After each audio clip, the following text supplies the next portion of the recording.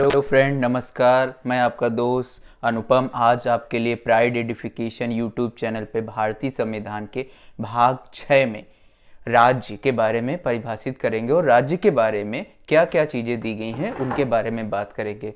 इसके पहले हम लोग भाग 5 पढ़ चुके हैं। भाग 6 में अगर बात करते हैं तो अनुच्छेद 152 से लेकर 137 तक की वर्णन दिया गया है। महत्वपूर्ण अनुच्छेदों को हम लोगों ने अपनी स्लाइड में डाला है। स्लाइड में आपको वो देखेंगे और उनके बारे में चर्चा करेंगे। जो अनुच्छेद स्लाइड में नहीं है उनको हम आपको रिटर्न करके या वॉइस के माध्यम से बता देते हैं।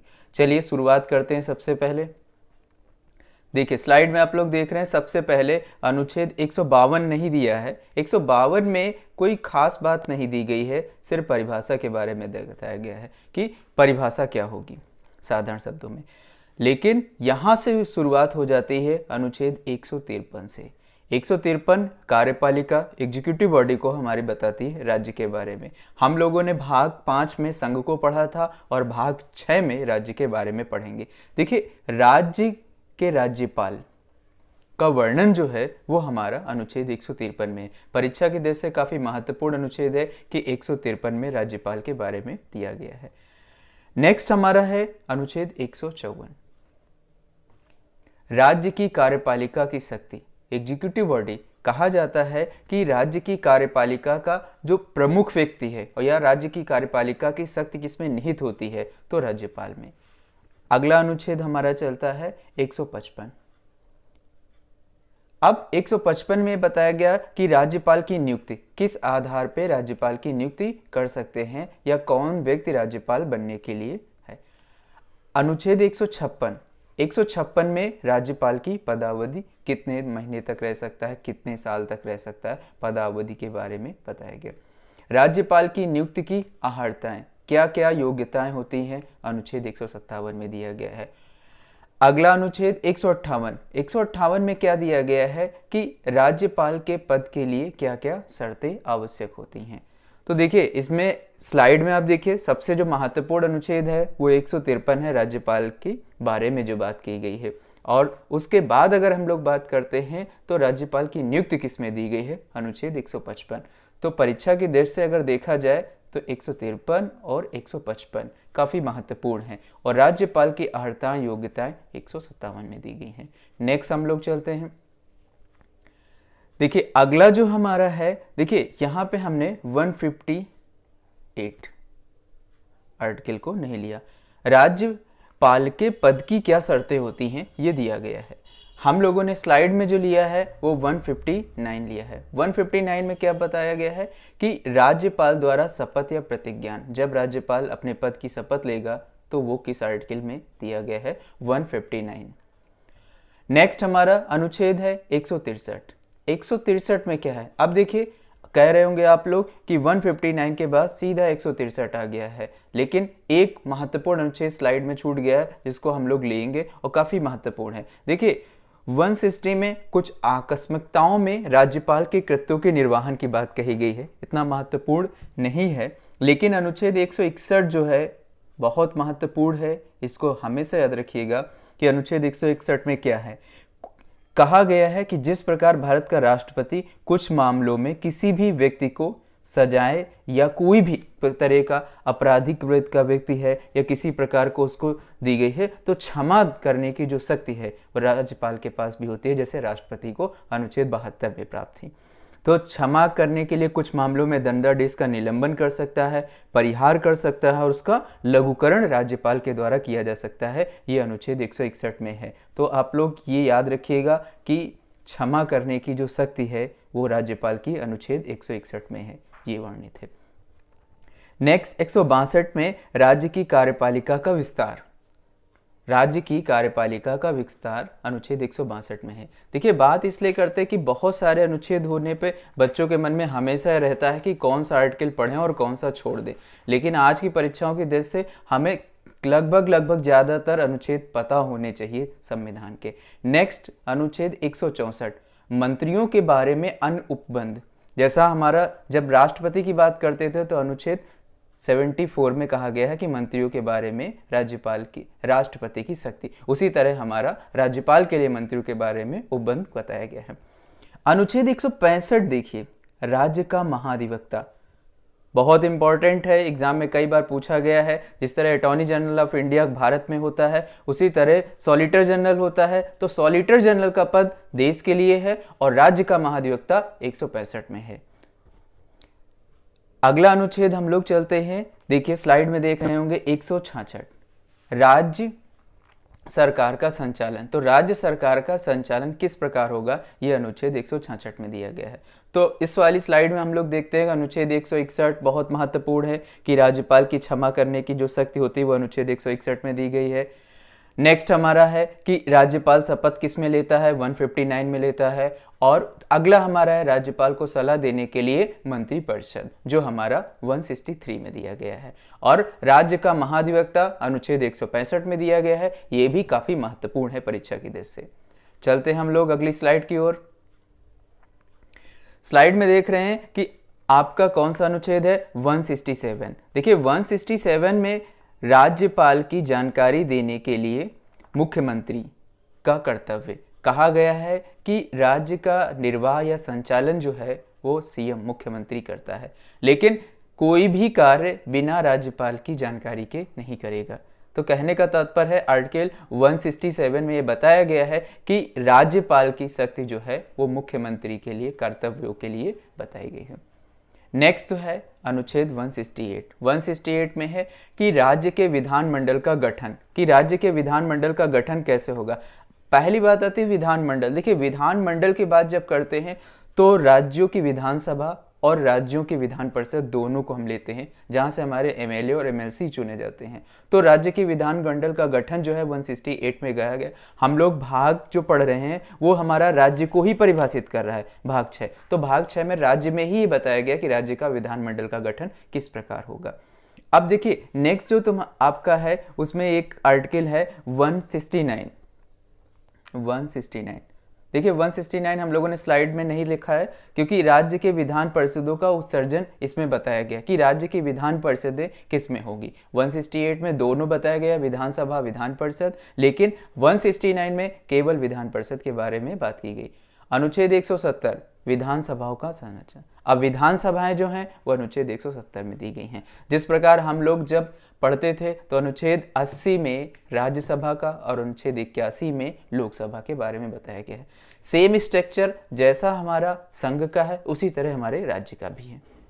अनुच्छेद 171 की बात करते हैं कि विधान परिषद की संरचना। देखिए हमने बताया 169 में कहा गया कि राज्य चाहेगा तो सृजन कर सकता है और 171 में राज्य उसको सृजन करके नए विधान परिषद की गठन कर सकता है। सभी राज्यों में नहीं, भारत में मात्र 9 राज्यों में विधान परिषद है, 28 में से 9 राज्य।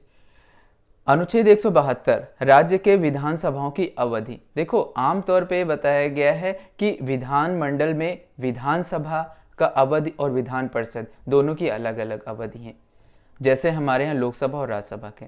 अगर हम लोग बात करते हैं कि विधानसभाओं की, तो राज्यों की विधानसभाओं का कार्यकाल 5 वर्ष होता है और विधान परिषद जो है वो 6 वर्ष के लिए होती है। नेक्स्ट अनुच्छेद 176। देखिए अनुच्छेद 176 में है क्या क्या बताया गया, राज्यपाल का विशेष अभिभाषण। जिस तरह राष्ट्रपति विशेष अभिभाषण देता है उस तरह राज्यपाल भी देता है। तो हम लोग नेक्स्ट स्लाइड की ओर चलते हैं। अनुच्छेद 177 काफ़ी महत्वपूर्ण अनुच्छेद माना जाता है क्योंकि 177 में ये बात कही गई है कि सदनों के बारे में मंत्रियों के महाधिवक्ता के क्या अधिकार दिए गए हैं। तो ये आर्टिकल हमारा इसको रिप्रेजेंट करता है। नेक्स्ट आर्टिकल की बात करते हैं तो अनुच्छेद 178 168 विधानसभा का अध्यक्ष और उपाध्यक्ष दोनों की नियुक्तियों के बारे में प्रावधान है।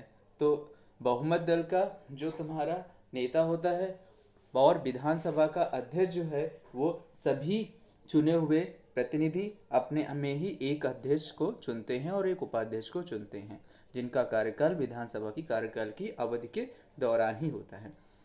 अनुच्छेद 179 में बात करें तो अध्यक्ष उपाध्यक्ष के पद रिक्त हो जाने पर या उन्हें पद से हटाए जाने के बारे में उल्लेखित किया गया है। नेक्स्ट अगर बात करते हैं तो अनुच्छेद 180 अध्यक्ष के पदों के कार्य और शक्तियाँ। अध्यक्ष विधानसभा अध्यक्ष, उसी के बारे में हम लोग वर्णित करके बात करते हैं। तो इस तरह हम लोगों ने राज्य में अनुच्छेद 180 तक की पढ़ ली है और 180 तक की उनके बारे में जानकारियां प्राप्त कर ली है। नेक्स्ट अगर बात करते हैं, देखिए 181 हो गया, 82 हो गया, 83, 84, ये सारे अनुच्छेद सिर्फ अध्यक्ष और उपाध्यक्ष के बारे में ही वर्णित करके बात करते हैं। अनुच्छेद 181 में देखिए, अध्यक्ष उपाध्यक्ष को पद से हटाए जाने पर संकल्प पारित होता है और उससे पीठासीन अधिकारी जो होता है सदन का, उसके द्वारा ये संकल्प पारित किया जाता है। नेक्स्ट अगर आर्टिकल बात करते हैं 182 में, तो विधान परिषद के सभापति और उपसभापति, इनका भी चुनाव विधान परिषद के चुने हुए सदस्यों के द्वारा होता है और कार्यकाल विधान परिषद की अवधि के दौरान ही रखा जाता है। अनुच्छेद 183 की बात करते हैं तो सभापति और उपसभापति का पद रिक्त हो जाने पर उनको पदों से हटाए जाने के बारे में संबंध बताया गया है। देखिए इसमें जो आर्टिकल 183 है इसको भी पूछा जा सकता है, अनुच्छेद 181 भी इम्पॉर्टेंट है, और अनुच्छेद 184 में देखिए सभापति के पदों के कर्तव्यों का पालन, ये बात कही गई है। नेक्स्ट हम लोग बात करते हैं अनुच्छेद 185। 185 में सभापति उपसभापति को पद से हटाए जाने का संकल्प विचाराधीन होने पर उसको पीठासीन न होना, ये बात कही है। 186 में है अध्यक्ष उपाध्यक्ष उपसभापति के वेतन और भत्तों के बारे में बात की गई है। अनुच्छेद 187 है राज्य के विधानमंडल का सचिवालय, सचिवालय जिससे हमारे राज्य के विधानमंडल के सभी सदस्यों को अटैच किया जाता है। अनुच्छेद 188 सदस्यों का शपथ और प्रत्याज्ञान, इसके बारे में वर्णित करके बताया गया है। नेक्स्ट 189, देखिए 189 जो है जिसको अनुच्छेद 189 भी कहते हैं, सदनों में मतदान की रिक्त होने पर सदनों के कार्य करने की गढ़ पूर्ति, काफ़ी महत्वपूर्ण अनुच्छेद है। जब हम लोगों ने केंद्र पढ़ा था तो अनुच्छेद 100 में गढ़ पूर्ति की बात कही गई थी कि राज्य के विधानसभा और विधानसभा में 1/10 सदस्य अगर नहीं होंगे, कहने का मतलब है कुल सीटों का 1/10 सदस्य होना अनिवार्य है। अगर 1/10 मेंबर्स राज्य की विधानमंडल में नहीं है तो गढ़पूर्ति मतलब कार्रवाइयाँ नहीं होगी और कोई भी विधान नहीं होगा। नेक्स्ट बात करते हैं 199। देखिए 199 में बात कर रहे हैं तो हम लोग किसके बारे में बात कर रहे हैं, धन विधेयक के बारे में, मनी बिल के बारे में। जैसा कि हम लोग बात कर चुके थे कि अनुच्छेद 110 में राज्य केंद्र का है और 199 में राज्य का है। नेक्स्ट जो अनुच्छेद 200 है कि विधेयकों पर कैसे अनुमति होगी। विधेयक का मतलब होता है कि अगर कोई विधेयक राज्य के विधानमंडल के दोनों सदनों में पास होता है, अगर किसी राज्य में एक विधानमंडल है और वहीं पे केवल विधेयक पास होता है तो उनको अनुमति कैसे दी जाएगी, यह अनुमति के बारे में है। देखिए वार्षिक वित्तीय विवरण अनुच्छेद 202 में दिया गया है। कई बार एग्जाम में पूछा जाता है, जिस तरह हमारे संविधान में बताया गया है कि बजट शब्द का तो उल्लेख नहीं है, लेकिन 112 में एनुअल फाइनेंशियल स्टेटमेंट है, किसका, संघ का, और राज्य की बात करें तो 202 में दिया गया है। नेक्स्ट काफ़ी महत्वपूर्ण अनुच्छेद है अनुच्छेद 213। कई बार एग्जाम में पूछा गया है कि जिस तरह अनुच्छेद 123 में राष्ट्रपति द्वारा अध्यादेश लागू किया जा सकता है, उसी प्रकार राज्य के विधानमंडल में भी अध्यादेश को हम लागू कर सकते हैं।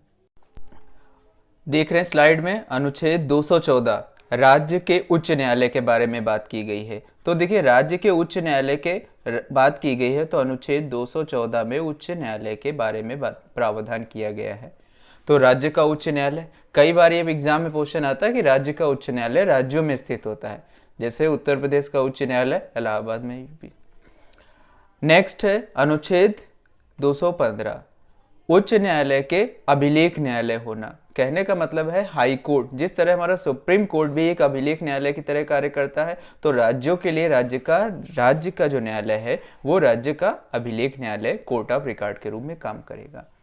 अनुच्छेद 216 उच्च न्यायालय का गठन। देखिए उच्च न्यायालय का गठन, सबसे पहले बात देखिए अनुच्छेद 214 में राज्यों के उच्च न्यायालय की बात की गई है, और नेक्स्ट है 216, इसमें यह बताया गया कि उच्च न्यायालय का गठन किस प्रकार होगा। अनुच्छेद 217 में बताया गया उच्च न्यायालय की नियुक्तियों की पदावधि की शर्तें क्या क्या है और न्यायाधीशों के वेतन के बारे में बात की गई है। देखिए, उच्च न्यायालय का न्यायाधीश होने के लिए शर्त है कि कम से कम वो किसी न किसी जगह से 10 साल के लिए लॉयर होना आवश्यक है। 10 साल उसने अधिवक्ता के रूप में कार्य किया हो और उसके बाद वो राज्य के उच्च न्यायालय में न्यायाधीश हो सकता है।